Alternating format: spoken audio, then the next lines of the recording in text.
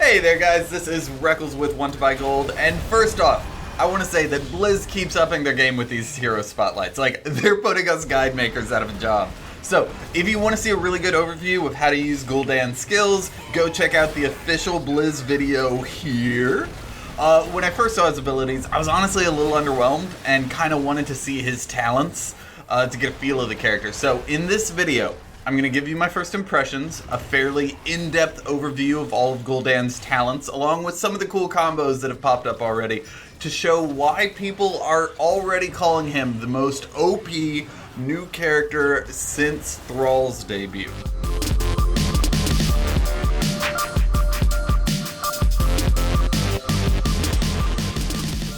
Alright. In World of Warcraft, Gul'dan is an empowered warlock that stops at literally nothing in the pursuit of corruption.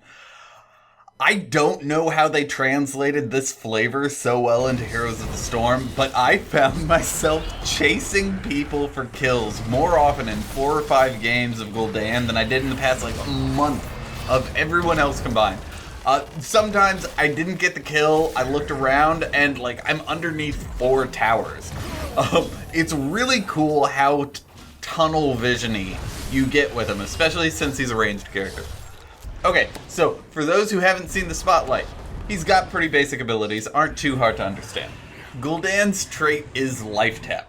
You deal damage to yourself to restore 25% mana. And no, you can't kill yourself with it, it just won't. It'll be grayed out. Essentially, this helps you stay in lane and just soak forever. In team fights, it helps you keep throwing out your abilities from the back line at the expense of your health. And in a 1v1 scenario, it's an interesting balance.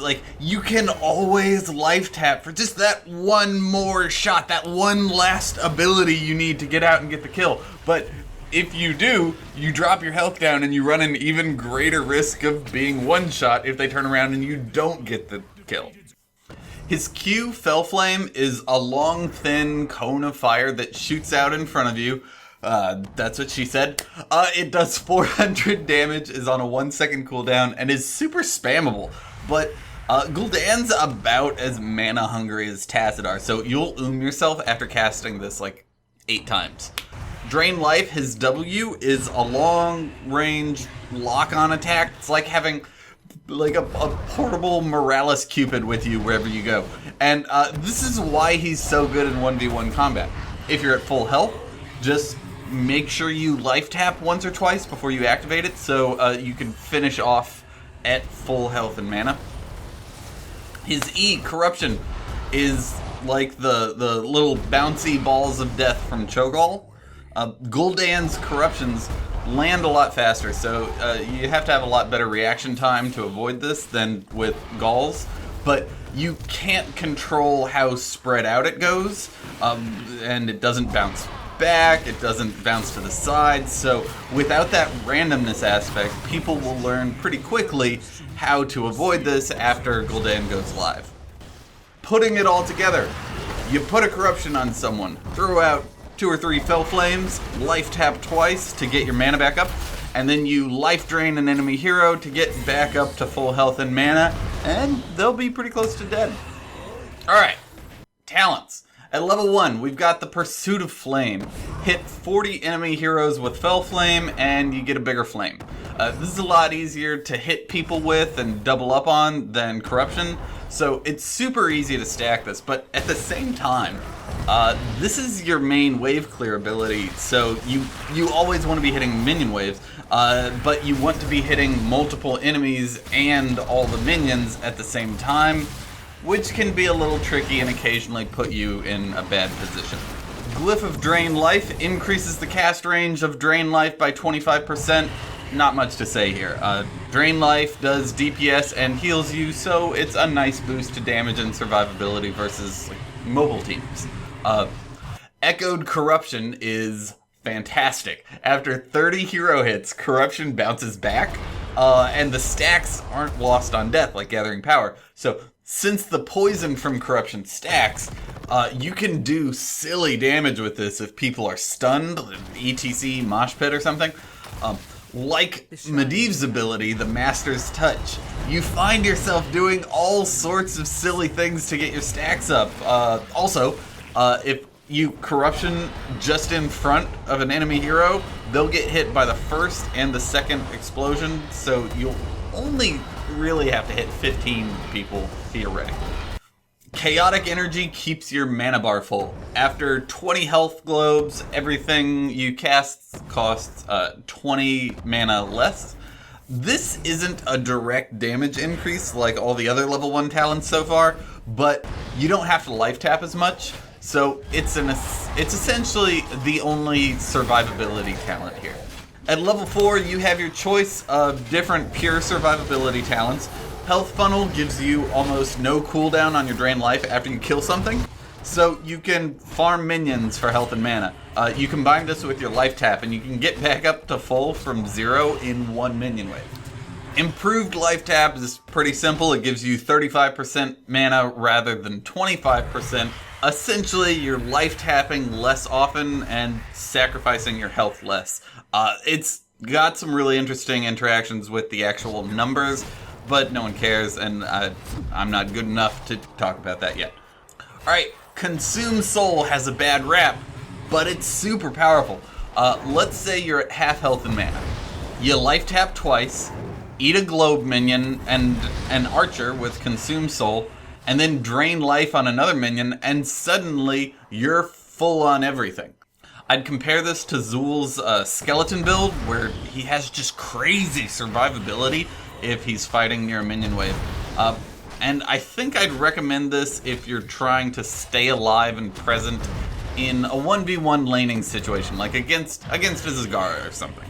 And sorry I haven't been able to test everything you can eat with this, but so far it looks like just the basic lane minions. Level 7 is all about the deeps. Bound by Shadow is awesome, but I'm a little underwhelmed by it actually.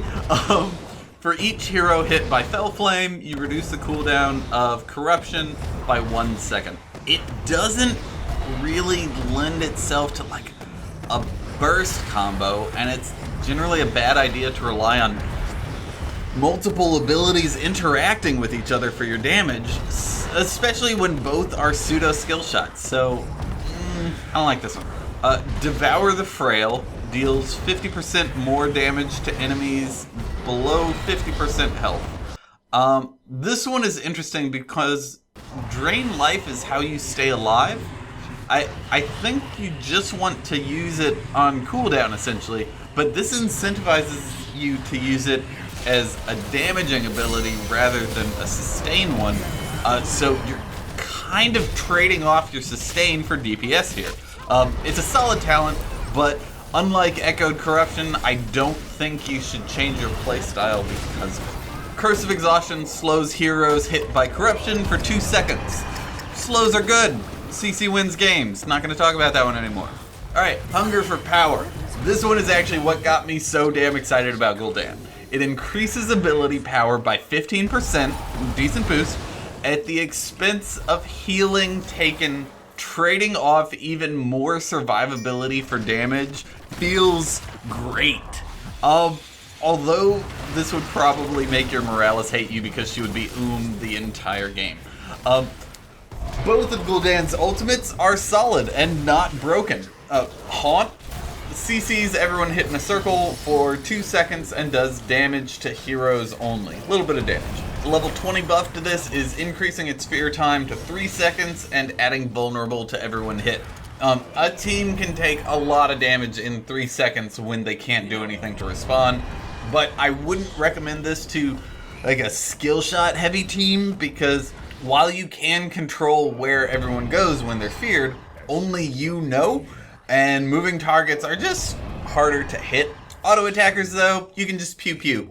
Easy. His other ultimate, Rain of Destruction, also please stop calling it Rain of Fire, it's Rain of Destruction, has been getting a lot of hate too, as saying it's too RNG based, but it's pretty all around amazing. Like, go test out on a target dummy and just try to do less than 1,000 damage. I haven't tested the upgrade much, but it just kind of feels underwhelming. It's a 90% slow, which is great, for half a second. which is crap. At 13, we're back to sustain talents. Fell Armor gives you a spell shield for 2.5 seconds whenever you hit a hero with your Q, Fell Flame. Remember that your Q is on a 1.5 second cooldown anyway, so this is practically 30% less spell damage taken for any decent team fight. I'd love to see some really cool plays where someone like is at half health and has a pyroblast chasing after him. They take a Medivh portal over to an enemy just to hit him with a fell flame and drain life a little bit, and they stay alive and they have 10 health and then they hark back. That'd be sweet. Dark Bargain is great. Your health is increased by 25%, but your respawn time is increased by 15 seconds. It's like the anti-Murky. You have more health to stay out there, but your team suffers if you die. Two noteworthy things here. You have 4,500 health at level 20 rather than 3,500. But more importantly, you can do a full mana up with life tap from 0 and be at 2,500 health rather than 1,500 health. That's a big difference. So don't be scared of this one. The increase to survivability is great. It's like the Stitches level 1 talent. Try it out for a few games. Next, we've got Healthstone. It's awesome, and even if it ends up not being used much in like competitive play, the popular builds, as a WoW player, I'm so glad they put this in. It essentially gives you infinite mana. It's an easy instant cast activatable heal on a 60-second cooldown. Sure. But now you can life tap twice without a health penalty. And as we know from Warlords of Draenor, Gul'dan just doesn't go away. And this is an awesome translation from that into Heroes of the Storm. Alright, at level 16, we really start to flesh out some of his BS combos.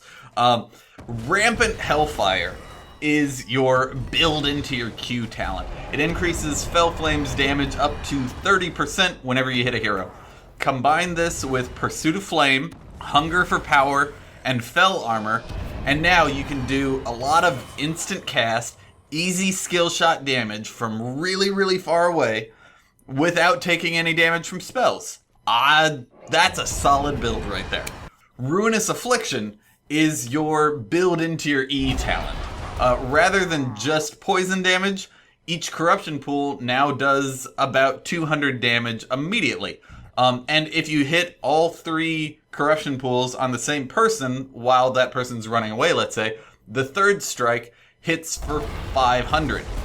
So you build your Echoed Corruption for double the pools, pretty much any level 7 talent, but I like Hungering Power, and then Ruinous Affliction, and suddenly your E is doing just absurd damage, and you can take down Fort solo with 1 ability cast. That's all though, guys. I hope you enjoyed. Subscribe if you haven't, and if you want to see more videos, hit the like button. I'm trying to do videos for Hearthstone every Thursday, but this guy's new, and everyone's excited, so I gotta be the first one out with a video, right? Anyway, have a good one, guys. Oh, also, at level 20, he has a demonic circle, so he can teleport anywhere on the map he wants, and, you know, then never die from then on. Maybe he's a little strong.